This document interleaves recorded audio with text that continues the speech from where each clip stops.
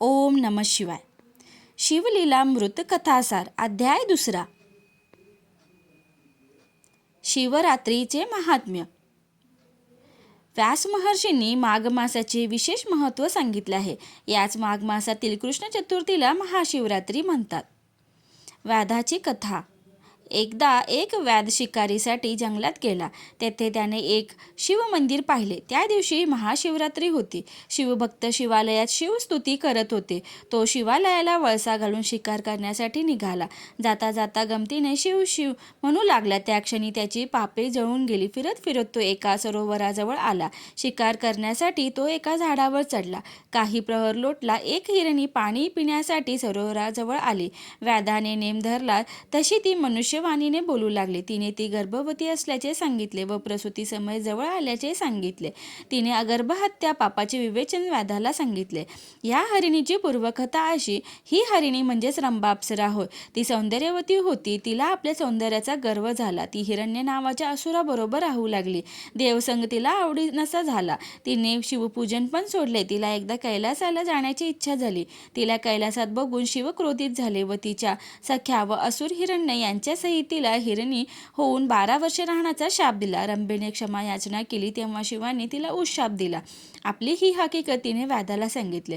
पण व्याधाला तिचे म्हणणे पटले नाही. तेव्हा तिने त्याच व्यास वचन देऊन वचनभंगाची पापे काय असतात याचे विवेचन केले. व्याधाने तिला प्रसूत झाल्यावर येण्यास सांगितले. रंभेच्या दोन्ही सख्यांना पण शिवशाप मिळाला होता. त्या पण पाणी पिण्यासाठी आल्या.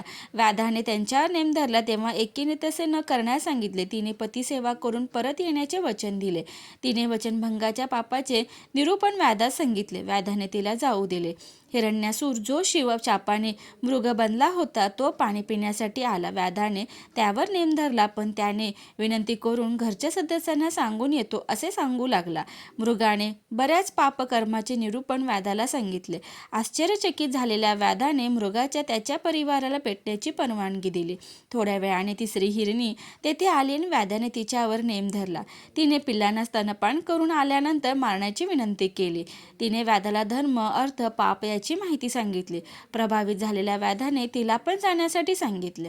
व्याध ज्या झाडावर बसला होता ते बेलाचे झाड होते व त्या झाडाखाली शिवलिंग होते. हरिणी व मृगे येण्याची वाट बघत असता तो एक एक बिल्वपत्र तोडून खाली टाकत होता व ते बरोबर शिवलिंगावर पडत होते. बराच वेळ गेला. आता उजाडू लागले होते. सूर्य वर येऊ लागला. मृग व त्याचा परिवार सरोवरापाशी आला. सर्वांनी त्याला आपले प्राण घेण्याची विनंती केली. व्याधाला गही भरून आले. त्या मृग परिवाराने सांगितलेले धर्म अर्थ मोक्ष याचे विवेचन ऐकून व्याधाची पापे नष्ट झाली. तोच एक चमत्कार झाला. आकाशातून एक दिव्य विमान खाली आले. त्यात दिव्य शिवगण होते. तेवढ्यात त्याही हरणांना पण दिव्य देह प्राप्त झाला. व्याधाने शिवनाम घेत शिवगणांना नमस्कार केला. शिवगणांनी त्याला विमानात बसण्याची विनंती केली. व्याधाला दिव्य देह प्राप्त होऊन तो शिवपदाला गेला. आजही आकाशातून मृगपरिवार व व्याधांची चांदणी दिसते. असा हा शिवरात्री महिमा, जिच्या स्मरणाने देखील महापातके भस्म होतात. सांब सदा शिवार्पणमस्तु. ओम नमः शिवाय.